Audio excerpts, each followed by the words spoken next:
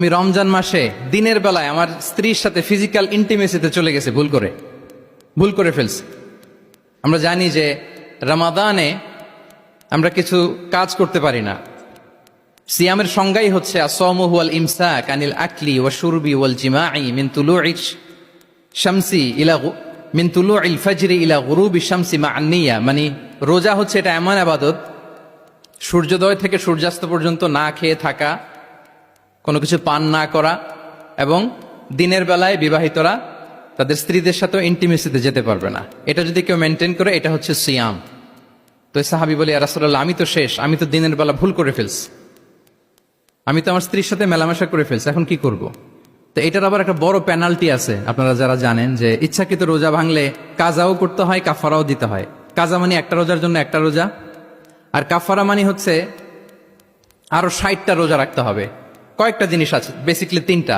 তো রাসূল সাল্লাল্লাহু আলাইহি ওয়াসাল্লাম তাকে বললো যে তোমার তো পেনাল্টি হয়েছে, তুমি তো বড় ভুল করে ফেলছো, তো তোমার কাছে কি এরকম কোনো দাস আছে যেটাকে তুমি আজাদ করে দিতে পারবা, মুক্ত করে দিতে পারবা, তাহলে পেনাল্টি আদায় হয়ে গেল। সে বলে, ইয়া রাসূলুল্লাহ, না, আমার তো এত সক্ষমতা নাই, আমার কাছে তো কোনো দাস নাই। আচ্ছা, দাস নাই। তো রাসূল সাল্লাল্লাহু আলাইহি ওয়াসাল্লাম বললেন, তাইলে তুমি টানা 2 মাস রোজা রাখতে হবে, তাইলেও পেনাল্টি হয়ে যাবে, আদায় হয়ে যাবে, পারবা? সে বলে, ইয়া রাসূলুল্লাহ, 2 মাস রোজা রাখা তো এটা কঠিন হয়ে যায়, ইটস নট এ জোক। টানা 60 দিন কি করে রোজা রাখা?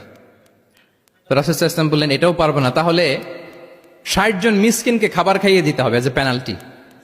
এটা বড় অন্যায় করে ফেলছো, 60 জন মিসকিনকে খাবার খাওয়াবে, এটা পারবা? সে বলে, ইয়া রাসূলুল্লাহ, এটাও পারবো না।